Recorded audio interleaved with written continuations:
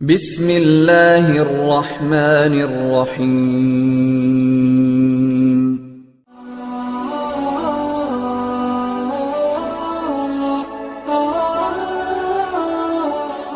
کرسی پر نماز پڑھنا کیسا ہے؟ اگر ناجائز ہے تو اس کی کیا وجہ ہے؟ فاروق احمد انڈیا سے۔ کرسی پہ نماز پڑھنا خلاف سنت ہے۔ رسول اللہ صلی اللہ علیہ وسلم کی جب طبیعت خراب ہوئی، آپ بیمار ہوئے، تو آپ صلی اللہ علیہ وسلم نے زمین پر بیٹھ کے نماز پڑھائی ہے۔ اس پر پوری امت کا اجماع ہے کہ اگر آپ کی طبیعت خراب ہو، آپ زمین پہ بیٹھ کے نماز پڑھیں، اور اگر آپ سے گھٹنے موڑے نہیں جا رہے تو آپ پاؤں کو قبلہ رخ کر لیں، یعنی ایسی صورت میں پاؤں کو قبلہ رخ کرنے میں کوئی حرج نہیں۔ ہم نے بڑے بڑے علماء کو دیکھا ہے، بڑے بڑے بزرگان دین کو دیکھا ہے کہ جب ان کی طبیعت خراب ہوتی تھی وہ زمین پہ بیٹھ کے پاؤں بالکل قبلے کی طرف پھیلا لیا کرتے تھے، کیونکہ ان کے لیے پاؤں کو فولڈ کرنا، ٹانگوں کو فولڈ کرنا مشکل تھا۔ تو آپ پاؤں سیدھے کر کے نماز پڑھیں، اور اگر آپ کو ٹیک لگانے کی ضرورت ہے تو پھر ایسی کرسی جس کے پائے نہ ہوں، تاکہ وہ زمین پہ یعنی ہو، اور پیچھے اس پہ ٹیک لگائیں۔ یہ جو کرسیوں پہ نماز پڑھی جا رہی ہے، یہ اس لیے سنت سے دور ہے۔ اس چند وجوہات ہیں جو میں نمبر وار آپ کے سامنے بیان کرتا ہوں۔ پہلی وجہ تو یہ ہے کہ نبی صلی اللہ علیہ وسلم نے زمین پہ بیٹھ کے نماز پڑھی۔ اگر آپ ایسا کریں گے کرسی پہ بیٹھ کے تو یہ اس کے خلاف ہو جائے گا۔ دوسرا نقصان اس میں یہ ہے کہ آپ جب زمین پہ سر رکھ کے سجدہ نہیں کر سکتے، تو بیٹھ کے اگر آپ سجدہ کریں گے تو وہ کم از کم زمین کے قریب پہنچ جائیں گے۔ اس میں تواضع زیادہ ہے۔ اگر کرسی پہ بیٹھ کے آپ سجدہ کریں گے تو زمین سے دور ہوں گے، قریب نہیں ہوں گے۔ تو سجدے کی سنت بھی زیادہ اچھی اسی صورت میں ادا ہو سکتی ہے جب آپ زمین پہ بیٹھ کے سجدہ کریں۔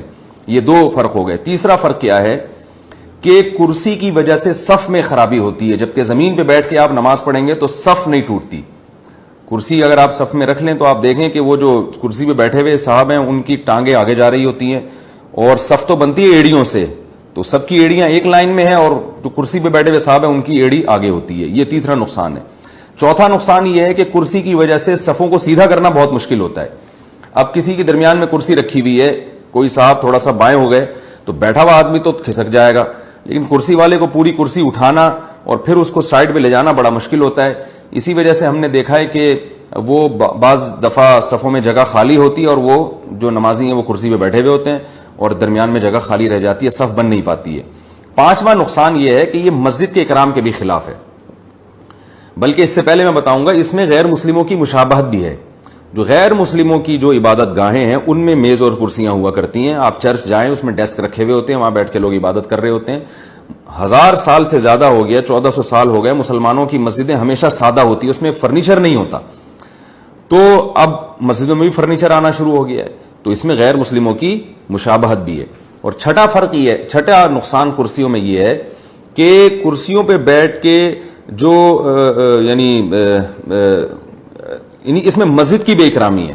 مسجد کی بے اکرامی اس لیے ہے کہ آپ کو پتہ ہے ہمارے ہاں کچھ تمیز تھوڑا سا مارکیٹ سے کچھ شارٹی ہے۔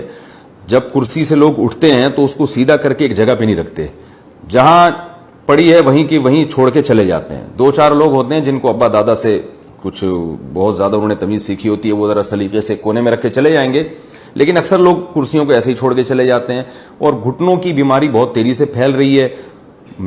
ہم تو بچپن میں دیکھتے تھے ایک بھی کرسی نظر نہیں آتی تھی مسجد میں، پھر آہستہ آہستہ 1 آئی، 2 آئی، اب آدھی صفیں کرسیوں پہ ہوتی ہیں۔ تو کچھ دنوں میں یہی ہوگا کہ یہ ساری کرسیاں دائیں بائیں الٹی سیدھی رکوع سجود میں پڑی ہوئی ہوں گی، اور مسجد کی یقیناً بے اکرامی ہے۔ مسجد میں تو سلیقہ ہونا چاہیے۔ تو یہ ایک بہت بڑی وجہ ہے۔ اور 7ویں وجہ یہ ہے کہ اگر یہ کرسیوں کا رواج ختم نہ ہوا تو ہوگا یہ کچھ دنوں میں کہ یہ مسجدیں آپ کو سرائے اور ہوٹل نظر آنا شروع ہو جائیں گی۔ یہ دعویٰ میں نے 5 سال پہلے کیا تھا، اور اب اس دعوے پر کا مشاہدہ بھی ہونا شروع ہو گیا ہے۔ میں نے 5-6 سال پہلے یہ بیان کیا تھا کہ آپ دیکھیے گا کچھ وقت کے بعد ایسا ہوگا کہ کرسیاں رکھی ہوئی ہوں گی، لوگ ان کرسیوں پہ بیٹھے ہوئے ہوں گے، اور سامنے میز رکھی ہوئی ہوگی اور چائے اور قہوے چل رہے ہوں گے۔ بالکل وہ ماحول ہوگا جو ہوٹلوں کا ماحول ہوتا ہے، کیونکہ جب کرسیاں آ گئیں تو پھر ظاہر ہے پھر صحت مند لوگ بھی ان پہ بیٹھیں گے۔ نماز کے بعد جو ہے نا گپ شپ لگانے کے لیے صحت مند لوگ بھی ان کرسیوں پہ بیٹھیں گے، پھر جب بیٹھیں گے تو وہ گول دائرہ بھی بنے گا، پھر جب بنے گا تو پھر میز لانے میں کتنا ٹائم ہے، پھر چائے اور سٹے بھی چلیں گے اس میں۔ تو اب میں تو رمضان میں دیکھتا ہوں کہ یہ سب کچھ ہو رہا ہے، کرسیوں پہ اعتکاف والے بیٹھے ہوئے ہوتے ہیں اور چائے بھی چل رہی ہوتی ہے۔ بالکل وہ گپ شپ کا ماحول ہوتا ہے جو گلی محلے میں نہیں کرسیاں ڈال کے لوگ بیٹھے ہوئے ہوتے ہیں۔ تو یہ مسجد کے اکرام کے بالکل خلاف ہے، اس کو ختم کرنے کی کوشش کرنی چاہیے۔ صرف ایک صورت میں کرسی کا استعمال جائز ہے کہ یہ تمام یعنی آپ کے لیے زمین پہ بیٹھنا کسی صورت میں ممکن ہی نہ ہو، اور ٹانگیں پھیلا کے بھی نہیں بیٹھنا ممکن ہو آپ کے لیے, اور نیچے ٹیک لگا کے بیٹھنا بھی آپ کے لیے ممکن نہ ہو, تو پھر بحالت مجبوری کہ آپ کے لیے ایک چیز ناممکن ہے تو پھر آپ کرسی پہ بیٹھ سکتے ہیں, مجبوری ہے. لیکن اس میں بھی بہتر یہ ہے کہ فولڈنگ کرسی ہو, اپنے ساتھ لے کر آئیں, اپنے ساتھ لے کر جائیں. یہ ممکن نہیں ہو تو مسجد میں ایک خاص جگہ ہونی چاہیے جہاں ان کرسیوں کو رکھ دیا جائے. تو یہ اس پر ائمہ کرام کو, مساجد کے اماموں کو چاہیے کہ اس پہ جو ہے وہ نوٹس لیں, اور مسجدوں میں جو کرسیوں کا رجحان بہت تیزی سے بڑھ رہا ہے اس پہ جو ہے نا, اس پہ کنٹرول کرنے کی کوشش کریں. آرام طلبی تو بڑھتی چلی جا رہی ہے. کچھ دن میں ایسا ہوگا کہ کرسیوں کے بجائے اب صوفے آئیں گے, آپ دیکھیے گا باقاعدہ صوفے آئیں گے کہ بھئی اب سخت جگہ پہ بیٹھا نہیں جا رہا.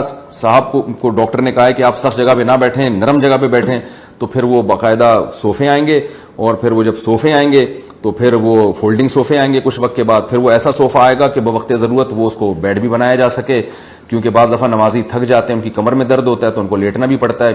تو وہ پورا ماشاءاللہ گھریلو ماحول بن جائے گا, آپ کو گھر جانے کی ضرورت نہیں رہے گی.